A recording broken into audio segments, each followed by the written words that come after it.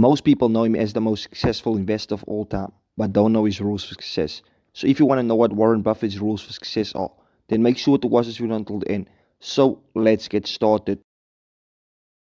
By far the best investment you can make is in yourself. I mean, for example, communication skills. I tell the students that come that they're going to graduate schools and business, and they're learning all these complicated formulas and all that.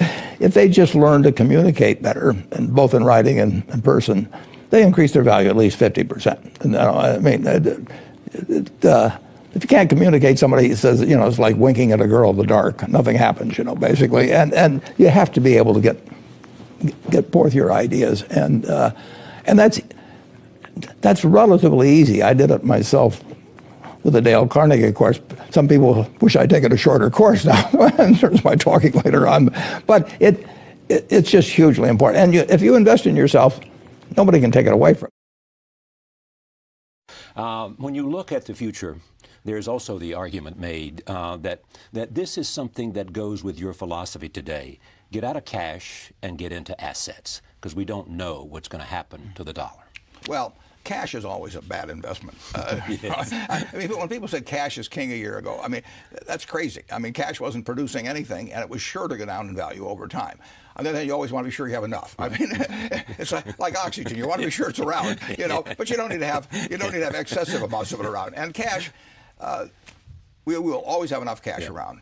But anytime we have surplus cash around, I'm unhappy. I mean, I would much rather have good businesses than cash. And we found a chance in the last year or thereabouts to deploy. We came in with something over $40 billion in cash, and we've got about $20 billion now, and we've had some earnings. So we put a lot of cash to work, and I like that. No, I'd much rather own a good business than have cash. Is the box that says knowns and important, knowable and important, is there anything in that box? And can you tell what's in that box and what isn't in that box? And that's what I call knowing your circle of competence. And my circle of competence doesn't include the ability to predict interest rates a day from now or a year from now or 5 years from now. So I say, can I function without knowing that? It's the same way as predicting what business is going to do or the stock market is going to do. I can't do any of those things. But that doesn't mean that I can't do well investing over time. I was 7 years old, and summers were hot and humid. People went out on their lawns at night just to try and cool off, and I got the idea that maybe I could sell them what you would call soft drinks and we called pop. So I went around to a bunch of gas stations, and in those days every gas station had a cooler with varied soft drinks in it, and it had a little opener on the side and something to catch all the bottle caps. So I went around and collected all the bottle caps for weeks at these various gas stations. I collected 8,000 of them.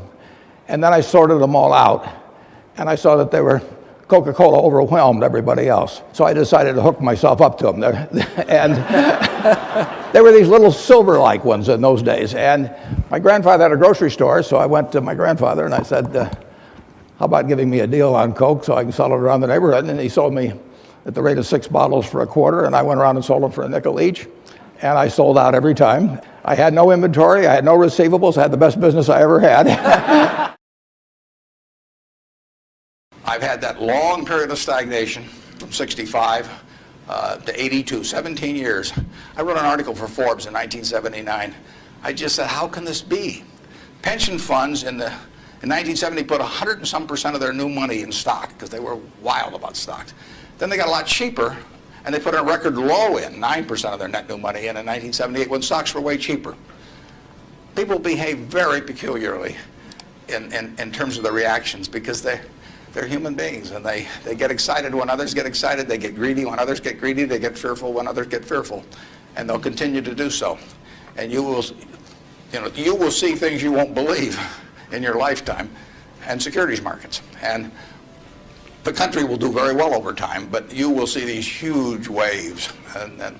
And if you can stay objective throughout that, if you can detach yourself temperamentally from the crowd, you get very rich.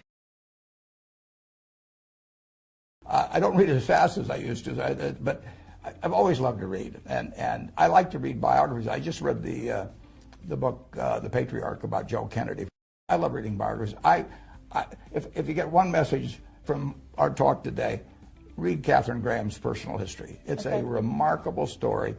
It's about a woman who lived an incredibly interesting life in all these positions. I mean, she was seeing the world, a very interesting world from the most interesting perch.